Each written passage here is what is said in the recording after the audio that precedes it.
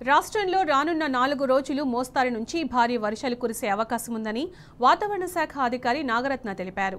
ఉపరితల ఆవర్తనంతో కోస్తా ఆంధ్ర తీరంలో ద్రోణి ఏర్పడిందన్నారు. దీంతో ఇవాళ రేపు తేలికపాటి నుంచి మోస్తారు వర్షాలు కురిసే అవకాశం ఉందని తెలిపారు. ద్రోణి ప్రభావంతో హైదరాబాద్ సహా పలు జిల్లాల్లో మోస్తారు నుంచి భారీ వర్షాలు కురుస్తాయని అంటున్న వాతావరణ శాఖ అధికారి నాగరత్నతో మా ప్రతినిధి కిరణ్ ఫేస్ టు ఫేస్. అల్పపీడన ప్రభావంతో కొన్ని జిల్లాలకు కూడా అలర్ట్ జారీ చేసింది. ప్రస్తుతం మనతో మాట్లాడడానికి వాతావరణ శాఖ అధికారిని నాగరత్నం మేడం మనతో పడుతున్నారు. మేడం, ప్రస్తుతం వాతావరణ పరిస్థితి ఎట్లా ఉంది? ఏ జిల్లాలకు అలర్ట్ ఉంది? మొత్తం వాతావరణ పరిస్థితులు చూసుకున్నట్లయితే తెలంగాణ రాష్ట్రంలో రానున్న 4-5 రోజుల వరకు కూడా చాలా చోట్ల తేలికపాటి నుంచి మోస్తారు వర్షాలు కురిసే అవకాశాలు ఉన్నాయి. ఈరోజు తెలంగాణ ప్రాంతంలో భారీ అతి భారీ వర్షాలు కొన్ని జిల్లాల్లో, అట్లాగే భారీ వర్షాలు కొన్ని ఉత్తర జిల్లాలు, అలాగే వాయు జిల్లాల్లో ఉండే అవకాశాలు ఉన్నాయి. మిగతా జిల్లాల్లో కూడా ఈ థండర్స్టార్మ్ యాక్టివిటీ, లైటనింగ్, అట్లాగే గస్టీ విండ్స్ కొన్ని చోట్ల 40 నుంచి 50 కిలోమీటర్ ప్రతి గంటకు, 50 నుంచి 60 కిలోమీటర్ ప్రతి గంట కూడా వీచే అవకాశాలు ఉన్నన్న తేలికపాటి నుంచి మోస్తారు వర్షాలు కూడా ఉండే అవకాశాలు ఉన్నాయి.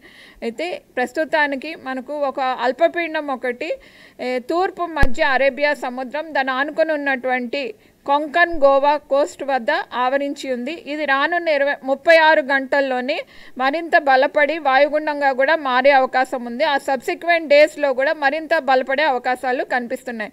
ఆ ఉపరితల ఆవర్తనం నుంచి ఉత్తర తెలంగాణ వరకు ద్రోణి ప్రభావం ఉండటం వల్ల తెలంగాణలో 4-5 రోజుల వరకు కూడా విపరీతమైన వర్షాలు, తేలికపాటి నుంచి మోస్తారు వర్షాలు కూడా ఉండే అవకాశాలు కనిపిస్తున్నాయి. ఏ జిల్లాలకు ఆరెంజ్ అలర్ట్ ఇచ్చారు? ఏ జిల్లాలకు ఎల్లో అలర్ట్ జారీ చేశారు? ప్రస్తుతం చూసుకుంటే కనుక మనకు కొమురంభీం, మంచిర్యాల్, జగిత్యాల్, నిజామాబాద్ ప్రాంతాల్లో ఆరెంజ్ వార్నింగ్స్ అవి జారీ చేయడం జరిగింది. అయితే పశ్చిమ జిల్లాల్లోని ఉన్నటువంటి ఆదిలాబాద్, నిర్మల్, నిజామాబాద్, కామారెడ్డి, అలాగే సంగారెడ్డి, మెదక్ ప్రాంతాల్లో కూడా heavy rainfall warnings, yellow warnings అవి జారీ చేయడం జరిగింది.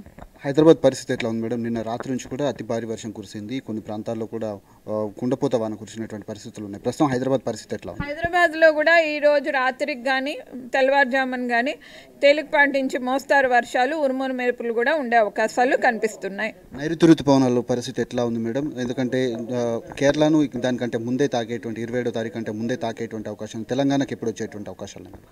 తెలంగాణకు చూసుకున్నట్లయితే మనకు కేరళ తీరాన్ని రానున్న 2-3 రోజుల్లో చేరే అవకాశాలు కనిపిస్తున్నాయి.